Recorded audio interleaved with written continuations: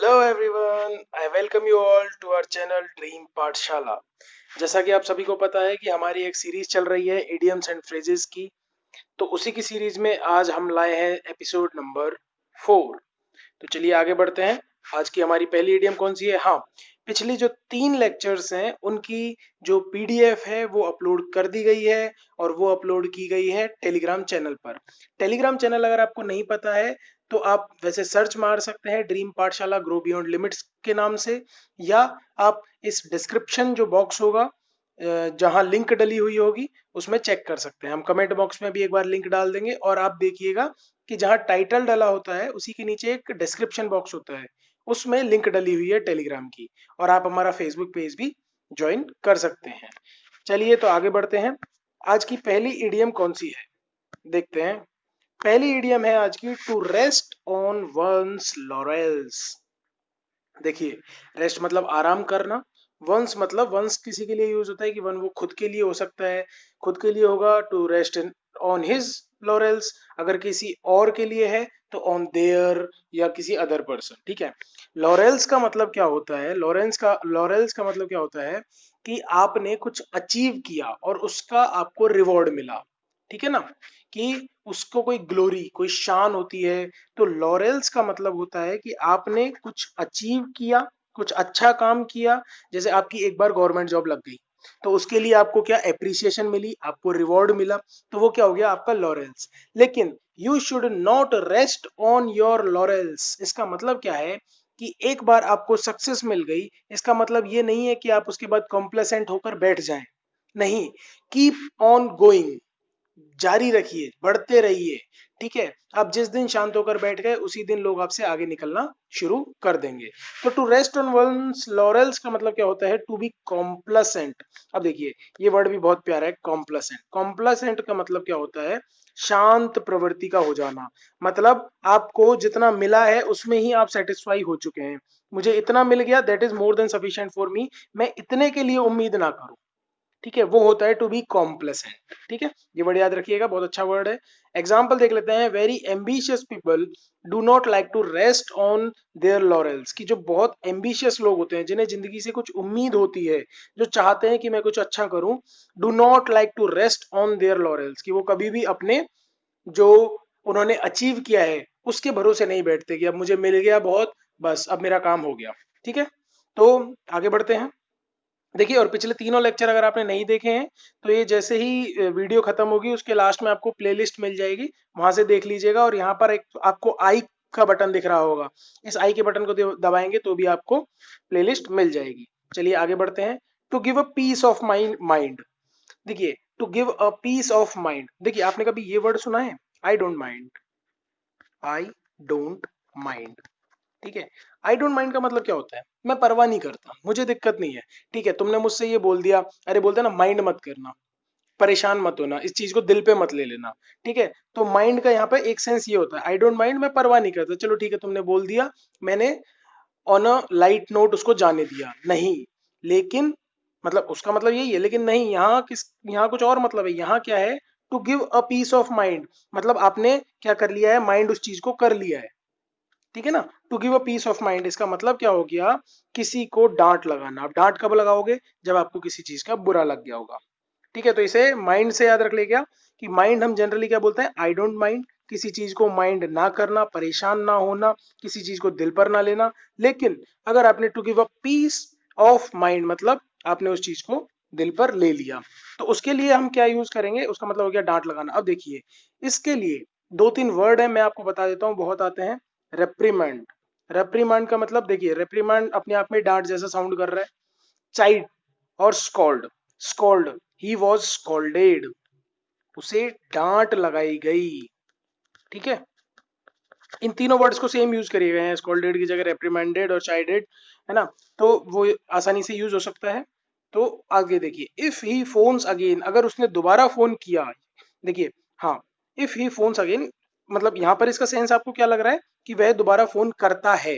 लेकिन एक सेंस इसका क्या जा रहा है कि ये फ्यूचर की बात बता रहा है, कि अगर वो उसने ऐसा किया, मतलब फ्यूचर में अगर वो ऐसा करेगा, तो I am going to give him a piece of my mind, तो मैं उसे डांट लगा दूंगा। यहाँ पे आई एम गोइंग टू की जगह भी क्या हो सकता है? I will. क्योंकि इफ क्लॉज है, देखिए अब मैं इसको समझा देता हूँ आपको। इफ क्लॉज है, इफ क्लॉज में क्या होता है, दो सेंटेंस अलग अलग बन रहे हैं। देखिए इफ ही, ये और एक ये सेंटेंस बन गया। इफ ही फोन्स अगेन जो है ना, ये कंडीशनल क्लॉज बन गया। अब देखिए एक सेंटेंस आप सिर्फ ये बोलिए, I am going to give him a piece of mind. इसका मतलब है कि मैं उसे डांट लगाने वाला हूँ, मैं उसे डांट लगाने वाला हूँ। अब देखिए ग्रामर कैसे वर्क करती है। आप इसको हिंदी में बोलिए कि मैं उसे डांट लगाने वाला हूँ, आपके मन से क्या क्वेश्चन आएगा, कब डांट लगाने वाले हो, आएगा ना, कब डांट लगाने वाले हो। तो ये आता है कंडीशनल क्लॉज, ये बन गया कब, इफ ही फोन्स अगेन, अगर उसने मुझे दोबारा फोन किया तो। इस केस में क्या होता है कि इफ क्लॉज जो होता है, अगर यहाँ पर प्रेजेंट इंडेफिनेट है, प्रेजेंट इंडेफिनेट है ना, तो यहाँ पर आएगा future indefinite. Am going to जो है यहाँ पर फ्यूचर का ही सेंस दे रहा है, इसलिए यहाँ पर एम गोइंग टू यूज कर लिया हमने। अगर यहाँ पे होता कि यहाँ पर अगर पास्ट इंडेफिनेट होता तो यहाँ विल की जगह वुड हो जाता। चलिए खैर बहुत डाइवर्ट हो जाएंगे, अभी के लिए इतना याद रखिए कि ये कंडीशनल क्लॉज है और ये प्रेजेंट इंडेफिनेट है, तो यहाँ फ्यूचर इंडेफिनेट हो गया। ठीक है, आगे बढ़ते हैं। स्टाव ऑफ, स्टाव ऑफ का मतलब होता है किसी चीज को प्रिवेंट करना, किसी चीज को घटित होने से रोकना। अब देखिए क्या होता है, आपने स्टोव वगैरह देखे हैं घर में, ठीक है, स्टोव जो होते थे पहले, आजकल तो गैस आ गई है, गैस का भी वैसे स्टोव होता है ना, एक अलग से भी स्टोव आता है। तो उसको क्या करती है, जैसे आपको लग रहा है, अब इसको ऐसे याद करने की कोशिश कीजिए कि आपको कहीं लग रहा था कि यार इस चीज में आग लग सकती है, गैस लीक हो रही है, तो आपने क्या कर दिया, स्टोव ऑफ कर दिया।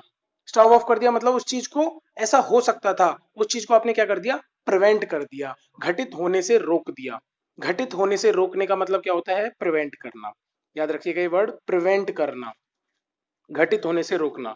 The party high command wanted to stave off an open battle, कि पार्टी हाईकमांड जो थे, हर पार्टी में होते हैं ना पार्टी अध्यक्ष वगैरह जो होते हैं, वो क्या चाहते हैं कि उनकी पार्टी में कभी भी अंदर से दरार ना पड़े। और ओपन बैटल का मतलब क्या हो गया कि लोग खुल के जब विरोध करने लग जाएं, तो party high command wanted to stave off, prevent करना चाहती थी ओपन बैटल। ठीक है, यहां तक क्लियर होगा, आगे बढ़ते हैं। To make no bones about, देखिए टू मेक बनाना, नो बोन्स, बोन क्या होती है, हड्डी, अबाउट किसी चीज के बारे में। देखिए अब आप, कई बार ऐसा होता है, जैसे हम हिंदी में बोलते हैं ना कि मैं उससे बोलना तो बहुत कुछ आ रहा था, लेकिन मेरा गला में बोल नहीं पाया, ऐसा लग रहा था कि गले में कोई हड्डी अटक गई हो। ठीक है ना, मतलब जनरली एक सेंस में समझिए कि हड्डी क्या होती है कि अटक जाती है किसी चीज से रिलेटेड, तो और वो कुछ काम करने नहीं देगी। लेकिन आप क्या बोल रहे हैं, to make no bones about, मतलब कोई हड्डी नहीं है, वो सीधा बोलता है, साफ बोलता है। ठीक है ना, तो to make no bones about, किसी चीज के बारे में हिचकिचाहट नहीं, जो है वो क्लियर है। ठीक है ना, crystal clear, point blank. Have no hesitation, किसी चीज के बारे में कोई हेजिटेशन ना रखना, बेझिझक रहना। They made no bones about acknowledging, sorry ये देव नहीं है, ये है दे।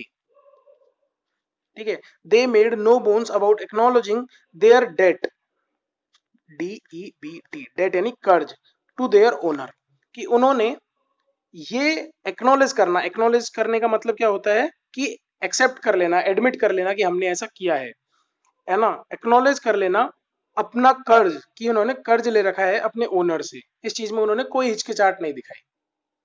क्लियर होगा, आगे बढ़ते हैं। टू पे थ्रू वंस नोज, ठीक है, अब देखिए इसको मतलब क्या होता है, देखो ये तो पता लग गया कि टू पे, पे करना, किसी चीज को पे करना पड़ रहा है, आपको चुकाना पड़ रहा है।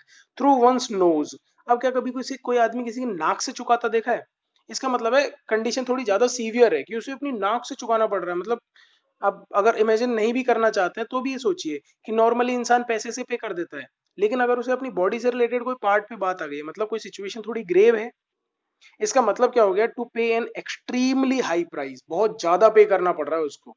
ठीक है ना, यू विल हैव टू पे थ्रू योर नोज, तुम्हें बहुत ज्यादा इसकी कीमत चुकानी पड़ेगी, भारी रकम चुकाना। माई नेबर हैड टू पे through his nose for a brand new car, मेरे जो पड़ोसी है उसने बड़ी कार ली, ब्रांड न्यू कार ली, इसके लिए उसने भारी रकम चुकाई, ही हैड टू पे। हेड्स विल रोल, हेड्स मतलब सिर, और रोल मतलब रोल किए जाएंगे।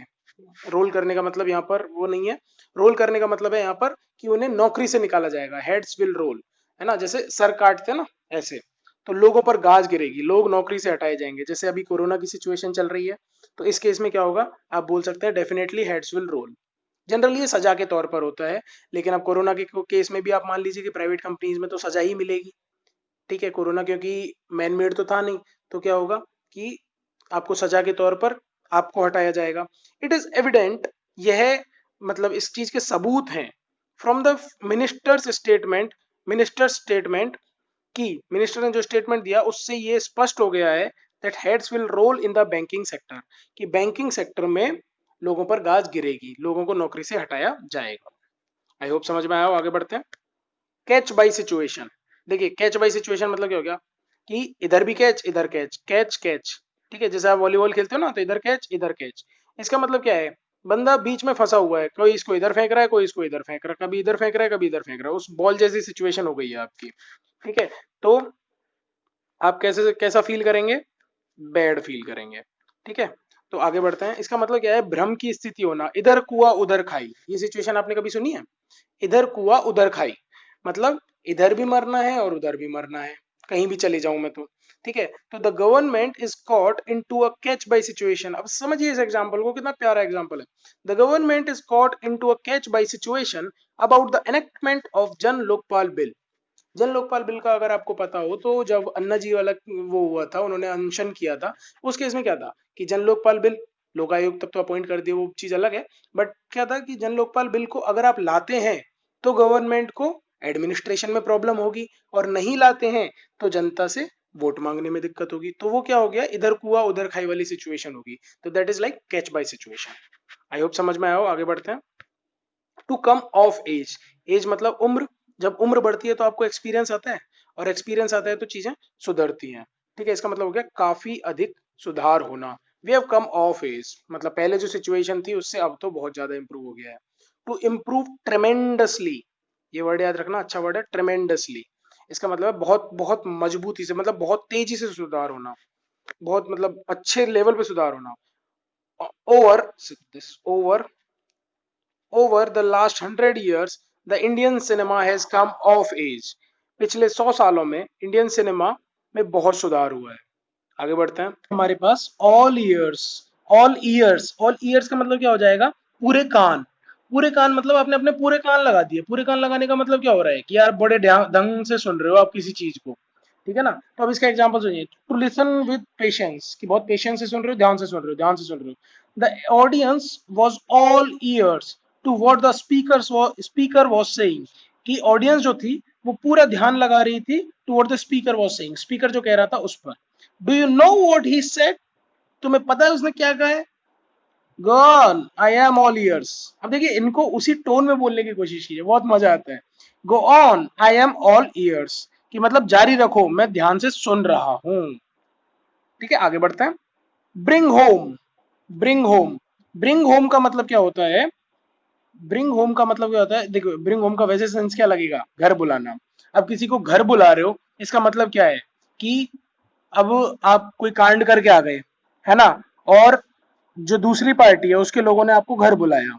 घर बुलाने का मतलब क्या है कि मुद्दा सीरियस है, ठीक है। तो इसका मतलब क्या होगा, गंभीरता प्रकट करना। In the article the famous economist is trying to bring home, that is trying. देखिए कई बार क्या होता है, टाइपिंग में थोड़ी ना दिक्कत हो जाती है, थोड़ा कोऑपरेट कीजिएगा। ट्राइंग टू ब्रिंग होम, हाँ मैं ऐसा करूंगा, मैं आपको पीडीएफ में सब कुछ सही करके दे दूंगा, ठीक है। To bring home the fact that China is a threat to our economy, कि चाइना जो है हमारी इकोनॉमी के लिए एक बहुत बड़ा थ्रेट है। इकोनॉमिस्ट जो है ये प्रूव करने की कोशिश कर रहा है, ये मेंशन करने की कोशिश कर रहा है, इस चीज को ही is trying to bring home, इस चीज पर गंभीरता प्रकट करने की कोशिश कर रहा है। आई होप क्लियर है। आगे बढ़ते हैं। टू बी गंग हो, देखिए गंग हो का मतलब क्या होता है, गंग हो का एक ऐसी सिचुएशन होती है जिसमें आप किसी चीज को लेके बहुत ज्यादा एक्साइटेड हो जाते हैं और आपको कुछ पता ही नहीं है, रियलिटी नहीं पता, लेकिन आप एक्साइटेड बहुत ज्यादा हैं, वो सिचुएशन होती है गंग हो। टू बी गंग हो, बिना सच्चाई जाने किसी चीज के बारे में उत्साहित हो जाना, that is gung ho. Some people seem to be gung ho on the issue of India China border dispute, India China का जो बॉर्डर डिस्प्यूट है उस चीज के बारे में लोग ऐसे उत्साहित हो गए कि क्या चल रहा है क्या नहीं चल रहा, रियलिटी चाहे कुछ पता है या नहीं पता है। तो देखिए ये सारी चीजें चलती रहेंगी। अभी के लिए आपको क्या करना है, इस वीडियो को लाइक करना है, शेयर करना है, सब्सक्राइब करना है जितना हो सके, और अपनी पढ़ाई को इस लॉकडाउन के ड्यूरेशन में कंटिन्यू रखिए, क्योंकि यही वो टाइम है, मतलब it's like a golden period, ठीक है। तो आगे चलते रहिए। अभी आपको प्लेलिस्ट दिख रही होगी, इस प्लेलिस्ट पे क्लिक कीजिए, और आपने अगर पुरानी वीडियोस नहीं देखी हैं तो उन्हें देखिए। Till then bye bye, good night, have